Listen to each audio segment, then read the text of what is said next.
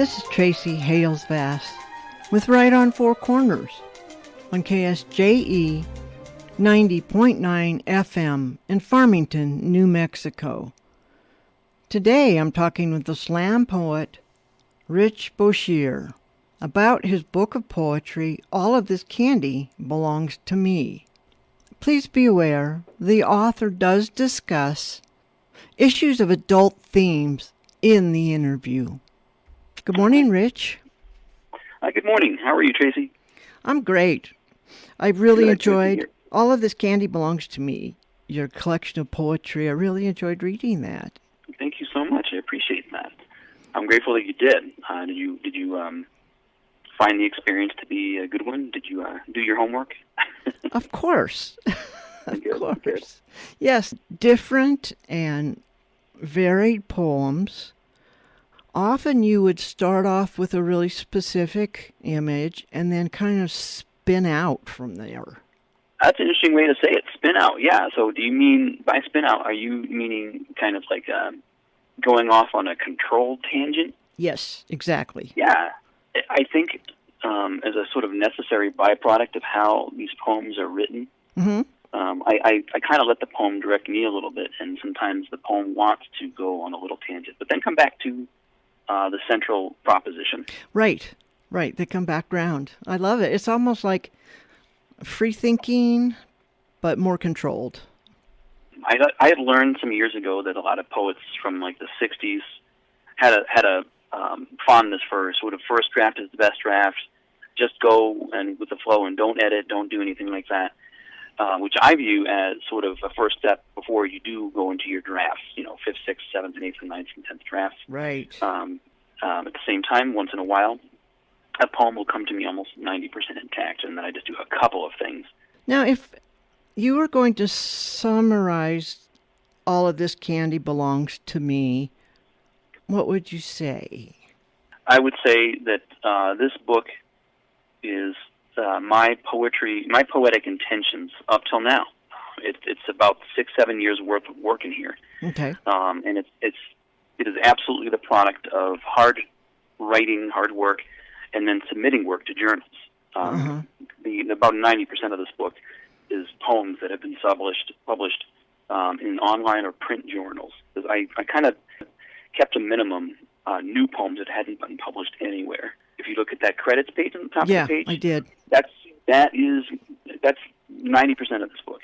And I'd made myself a promise that I would never reach out to any kind of a publisher until I'd had somewhere between 50 and 100 publications to my credit before even having that conversation, because I didn't want to waste anybody's time. That was important to me. So then I had a good conversation with Jules Nyquist. Poetry Playhouse, right? Yeah, Poetry Playhouse. Jules is the Poetry Playhouse Publications. She is the founder, director, and the publisher for that enterprise. And I had in mind to talk with her about it, and she had mentioned it a few times, but I really wanted to just get up enough publications under the belt where I felt like it was worth her time to do it. So you said that this is a compilation of mostly published poetry. So when you put it together, how did you figure out how to arrange it? That is a great question. So Jules and I had a few conversations about what we were going to do as far as, is this book going to have a story arc to it? Will it have a story at all? Will it instead be based upon what the poems are generally sort of about? And initially we thought, well, let's do poems where it's going to be, this section here will be about sex, or this section here will be about sociopolitics. This section here will be mostly funny work, humorous writing, and so on and so forth. This section is about war or religion or absence of religion. Once we set it down where we thought, okay, let's do it with this, once we set that down, then apparent that we wanted to do something more creative than just have it be by these really, really, really general themes. Love, sex, death.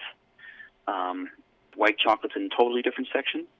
Cinnamon and Imperial is more sort of harder hitting, more maybe more personal poems, but that sort of permeates throughout the book, the part of it that's personal. So anyone who reads this can decide that They want to think about why the poems in section 1, why somebody would call that cotton candy poems. Mm-hmm. And anyone who's reading this, she can read this and say, well, here's why I think that the poems in the second section, I think I understand for myself personally why this section is called Green Apple Jolly Ranchers, and so forth. I wanted to do that so that it gave the reader a bit of creative input into how they read the book. And actually, that poem is in the book. The title poem is in the book. Right. And it does mention candies, but it's not really about candies. So I wanted to have that extra sort of sub-layer or sub-meaning to the poem, subtext. Now, I know that you have been known to be a slam poet, right? Yeah, I participated in that. That's a major part of my creative history. I was competing in slams from approximately the year 1993/4 all the way until maybe between 2014 and 2015, I'd say, would be the time in which I would have done anything like as a final slam. So, I know that, I can hear that many of these poems or all of them, would benefit also from being read aloud. Are any of these written in the slam form? No. Okay. The slam form, it's an interesting way you phrase that question, because there really isn't, to my way of thinking, not really a slam form. Right. Right. It's really what you do with the poem that you wrote. Can you slam with a poem and perform it in a competitive environment like a slam and do well? Well, that really depends upon what you do to the poem and how you do it. What are your dynamics? Right. How are you engaging with the audience? Did you memorize this poem? Those kinds of things. For me, especially my early years when I was on some New England teams and the Mid-Atlantic teams in my sort of earlier years in my slam resume, so to speak, I heard a lot of creativity, and it was really the things that tended to be loved most by the judges were things that were sort of confessional, maybe a little bit political, and definitely more bold and outrageous. People say, well, you just told me that you have to go to the bathroom. That's TMI, right? Too much information. And the outrageousness has historically been something that, if written well and performed well, if both of those conditions are met, will be rewarded in the slam. Right. So I'm going the long way around to say that there's some poems in here that I have absolutely competed in slams with. There's one poem in here where I once got a perfect score, which is can be a tricky thing to do depending on the environment and the conditions of the slam itself, which would be the poem in here that's a parody of those drug prescription warnings that get a little sort of elaborate. I could hear that. Did that answer that question? Very well. I kind of went all the way around the barn. That's okay. Yeah. Well, it was a trick question, so you did well. Why don't we take a minute and let you read a poem? Sure. Okay. Yeah. This is one that I find this fun for a few reasons. One of them, and I'm going to try to limit this preface a bit, because I know that can be tiring for people to hear poets preface their work, but I've had a fondness for the idea of making up fictitious diseases. Oh, yes. I don't mean it to be mean-spirited. That's not why I'm doing it. I think it's funny. It just makes me laugh. With that in mind, this poem is about the middle of the book. So this is actually a poem that's located in the Green Apple Jolly Ranchers. Okay. It's called The Silent Killer. Stricken with vandalism at the age of 10, little Brian was terribly hobbled and ill-behaved because of the congenital condition he got born with. He tried to walk everywhere on his own, but his disease caused him to have to stop and deface some property with the spray paint can he was born holding in his right hand. His mother could do nothing but let him do it and pay the owners of the property after. When the delivery doctor saw little Brian exit his mother with a spray paint can in his hand, he knew something was wrong. A lot of times, property owners would get mad, but then they would look at little Brian's little face and see that he just couldn't help being born with a spray paint can in his hand. And so then they would sort of pathetically smile and let little Brian fulfill his disease against their belongings. The child doctors tried to force little Brian to wear a pair of metal anti-vandalism arm braces. But little Brian's disease gave him incredible strength, and he wound up hurting a lot of doctors. All that anybody could do was let little Brian do what he had to and destroy the things that did not belong to him. He had a disease that was incurable and unstoppable. Everybody had to let little Brian ruin things. Little Brian was a little boy who had snack crumbs on his mouth and who defaced property everywhere he went. And you wanted to smack him, but you couldn't.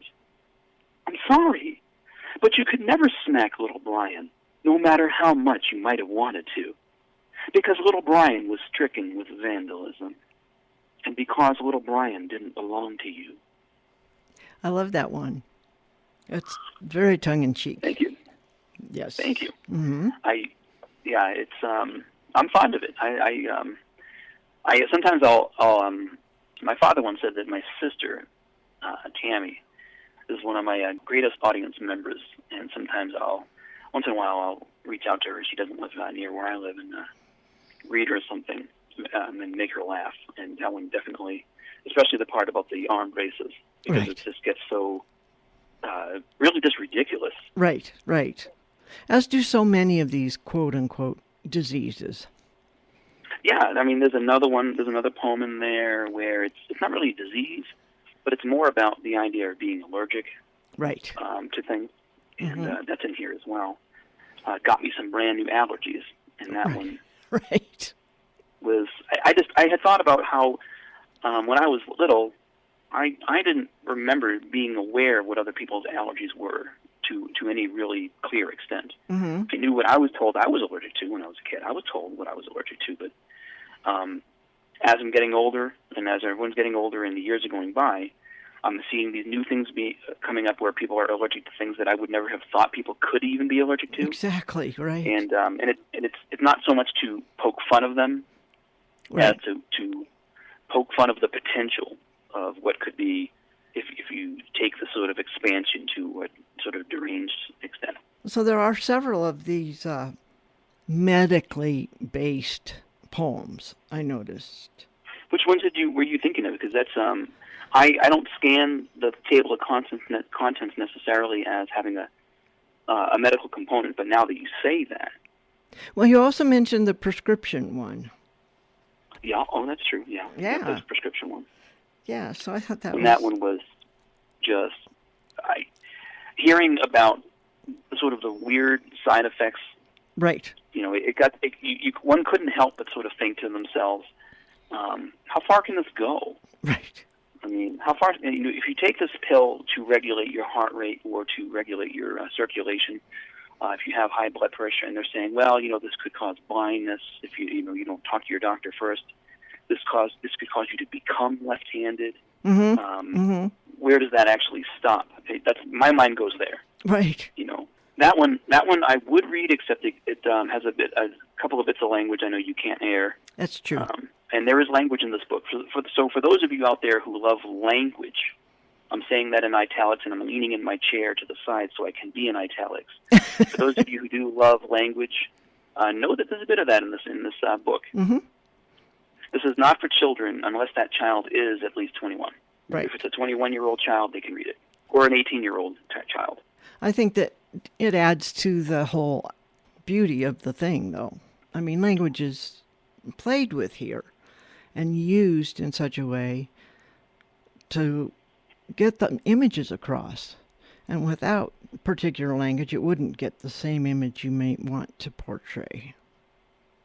I knew that there were certain local opportunities for performances and publication where I had gone to locations in Albuquerque and Rio Rancho and other places where I was hearing a lot of younger poets kind of getting their feelers for what it's like to sort of have their adult supervision leash taken off and just share something without the sort of prying eyes of parents, and hearing a lot of sort of excessive use of blue language. Right. Which, of course, always called to mind my own personal rule, which is that the poem really needs to have it. If it doesn't need to have it, then don't do it. Then don't do it. Then use it. So I know that you have a full-time real quote-unquote job. So when do you write? Great question. So I will write either in the late evening. Mm-hmm. If I'm not working, I will give myself time. If an inspiration comes to me, I don't really dedicate a specific time other than mostly if I pick a day, it'll be Sundays, like in the afternoon. I might pour myself a little something to drink and put some music on the headphones and just kind of either think back to what in the week occurred to me or let something occur to me with the music. And then, so that's when I'll write. If I'm working, if I am, and then a thought sort of just arrives, I didn't call for it, but it just came, I might take a scrap of paper, little sheet, and just write down purple sun, or whatever the image is. Yeah. And I'll know that later on, after I am done working for the day, I'll look at that piece of paper and I'll go, I remember why I wrote that, and I'm going to take some time on this particular hour of this day to expand on and maybe work on a possible cold draft. When you're writing them, do you speak them orally? I love that question. I will sometimes, especially if I want to make sure, as I'm reading it, I read it aloud silently to myself in my own inner voice in my head. But if I find that as I'm doing that, I'm not getting the information I need about how the sentence or the phrase has to be written, then I'll start reading it out loud to myself. And doing that, I'll find where sometimes I like to repeat things for strategic use. I'll find that I don't need to repeat this here, but it actually needs to be repeated a few times over here. And I only find that out by reading that aloud to myself. So about 90% of my work in this book, at least a part of the genesis of the poem, was me reading it out loud to me so I can hear what it sounds like. Does it actually work the way it looks on the page, or do I need to write it so that it works on the page but also works well sound-wise? It's interesting the way you play with words. I mean, repeating a word here and there. Yeah, I like the idea of redundancy. I like the idea of intentional redundancy. Right. It leaps to mind as a poem in the book where I talk about, and I think it's just because I love this phrase, the consequence of a specific act resulting in being killed to death. If you're killed, you're killed. We know it's to death because that's the result of being killed. But I like the expression "killed to death." Right. I love that redundancy. And you play with that, and sometimes you'll repeat the same word, but it will have a different connotation every time you use it. So thank you. I tried to make this sort of a kind of a bucket list enterprise too. I wanted to make sure, since I didn't know when I was going to get an occasion to publish a book again, that I publish and put in the book everything I need to put in the book, everything I want the world to read. Do you want to go ahead and read another one then? Well, yeah, I'd be happy to do that. Okay. I'm going to read something from the first section, Cotton Candy Forever. And this poem is actually a true story. It is suitable for the radio. Right. So radio, be okay. Don't worry, radio, because this is okay. Yes. This is called, and this is a true story, this is called A Scary Time. Yeah, I like that one. In the middle of the day, on a Friday afternoon in the first week of August, in the summer of 1981, when I was only 13 years old, my mother accidentally put me in the washing machine with some dirty clothes and put me through 2 full wash cycles. At 4'11", I was a little short for my age, and I guess I was easy to miss among the beach towels and jeans. I forgive her now, and I forgave her that day. There was a lot going on. My mom was between jobs. Believe it or not, the theme from The Greatest American Hero was the #1 hit song in the United States. I was home from school. Dad was at work. It was a scary time.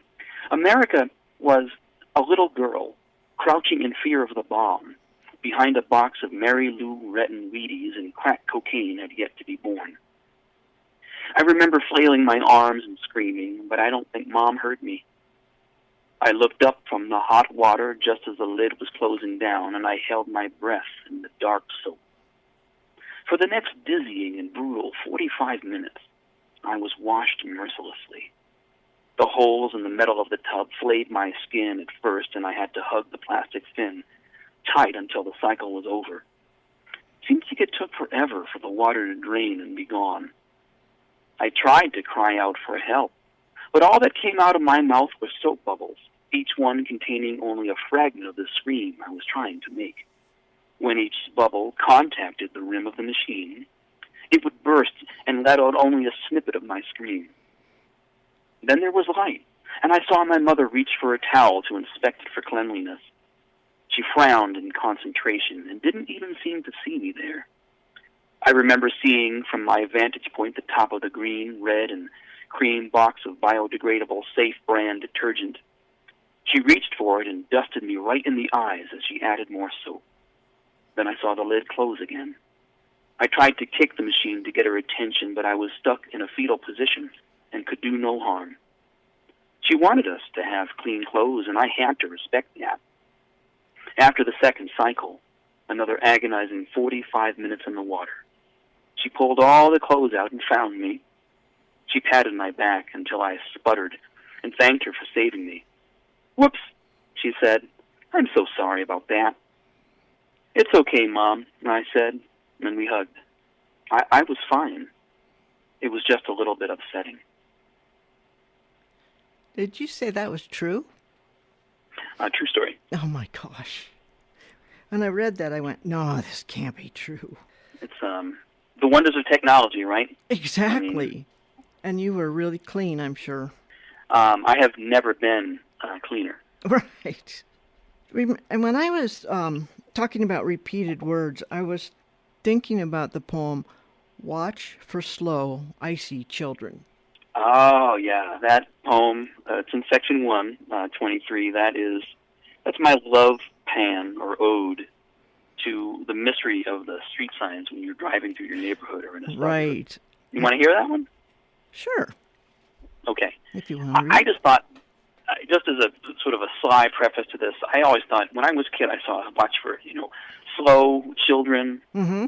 There was some kind of diamond-shaped yellow sign on the side of a road in the small town I grew up in. Mm-hmm. And for me, I always thought it meant that you had to be careful because there were slow children around. Exactly. I don't mean, not that they walked slow, but that they had some kind of a mental disability or an intellectual thing.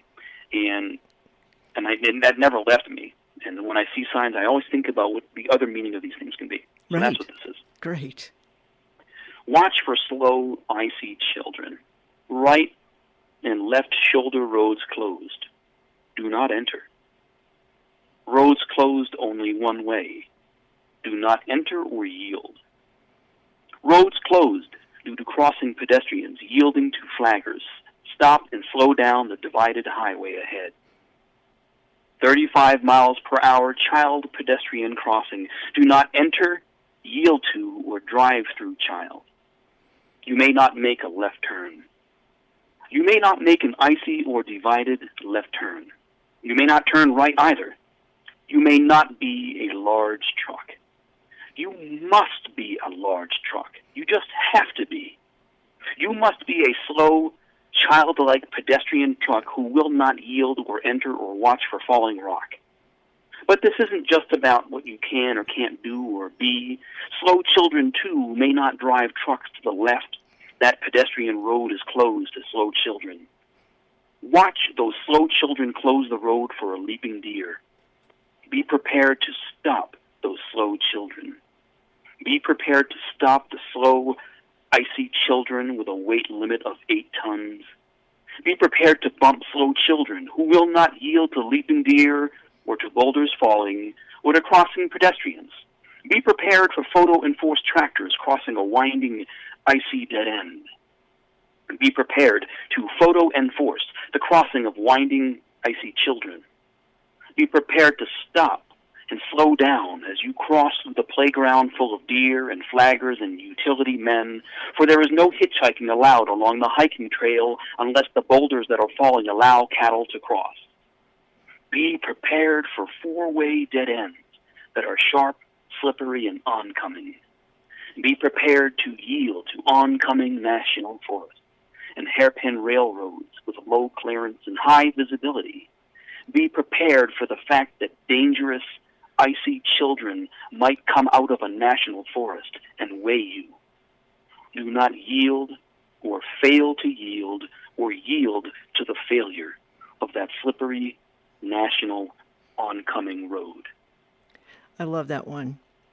Thank you. Yeah, that's Thank good you. because the signs are just crazy sometimes. There's a mystique to them. There is. There's an opacity to them. It's almost like somebody who has mostly learned English, who's Right. the person who was tasked with actually putting the text on the signs. Right. Very good what you did with that. I really like it. That one gets a good reaction out of the crowd too. Right. I'm grateful to say. Yeah. Now, you are still writing poetry. Are you compiling another book? Are you sending them out individually? Or what's up with the next move? Wow, that's a great question. Next move. I am thinking about it. I am still writing. Good. My goal, I think, is to do another book. I definitely at least want to do one more book. See how that kind of feels. I would say that I have sort of a back burner mental notes catalog of what I'm writing lately that I think I would want to have in a book, plus things that didn't make this book that I would like to see maybe in something else. They're kind of gathering in the back of the room for me, waiting for me to turn to them and say, okay, maybe now's the time to do that. So I'm definitely doing that. Great. Definitely writing too. Definitely doing a lot of new writing. And performing? Are you going to be performing anything soon? Oncoming? Well, oncoming. I like that. Yeah. So nothing yet except for some appearances I plan on doing in some local and national open mics by Zoom conference or by Skype conference. Right. I get together on a weekly basis with some friends and my girlfriend together, kind of do a little sort of informal, just sort of chit-chat with some poems in it. Oh. But I have been searching for online open mics, especially ones that are not here. There's one that's happening specifically I'm thinking of in Hot Springs, Arkansas, that I have an intention of submitting something to. Oh, great. Because I kind of want to, I think that sort of a byproduct of what's happening with the pandemic is that we're kind of forced to find other venues to be heard and to hear others too. It's not just, I want to hear people hear me. I want to hear others. I want to know what they're doing. Yeah, that's good. I think that you're right about one thing about the pandemic restrictions is it is opening some doors that we weren't thinking about before. So that's good. Yeah, I feel good about it. I feel positive about it, and I feel, especially since getting together with friends and occasionally having the idea of a prompt. Jules Nyquist from that we've talked about before, publisher of my book, she has put on social media a great group, COVID-19 response poems, where people can post new work, read other people's work, provide back sort of feedback and input, either for fully completed works that have gone through all the drafts, or people are certainly welcome to post things that are sort of in a mid-draft to get input as well. Yeah. I don't know if I think maybe Jules may have mentioned that in your interview with her, possibly. It's a great exercise and a really good outlet. It is. So poetry lives on. I love it. Well, I would like to thank everybody who was kind enough to buy a copy of this book. Please, if you haven't, I'm going to do a plug, which is to say, get my book. Yes. I think you'll like it. It'll make you smile. It'll make you laugh. Might make you get a little weepy, which is fine too. Yeah. All emotions are welcome. I want to thank everybody who offered a nice blurb on the interior and the back of this book, as well as my lifelong friends who offered illustrations and a forward to this book, who I grew up with. Those gentlemen in the book who offered these illustrations. This book has illustrations. It does. I was going to ask about and the that. gentleman who wrote the forward, I've known those guys, Glenn, Kurt, and Byron, since we were all in the fourth grade, and we're lifelong friends. So that's great. That's a little something for you. The guy that wrote that forward, he's known me since we were both kids. And you're on Facebook if people want to follow you. Yeah. Diabolical Poet. Just put facebook.com/Diabolical Poet, or just look for Rich Boucher. I think is another way to do that. I've got a bunch of reviews up on Amazon for the book, which I'm grateful for. Thanks to everybody who offered a review. If you have the book and you haven't offered a review yet up on Amazon, I'd really appreciate that. That would be wonderful to see, and it would just be a great give extended life to the book, right? If you haven't bought the book, please consider doing so, and then shoot up a review up on Amazon. Yeah, those reviews are really important. So please review the books you read, people. This is Tracy Hales Vass with Right on Four Corners on KSJE 90.9 FM in Farmington, New Mexico.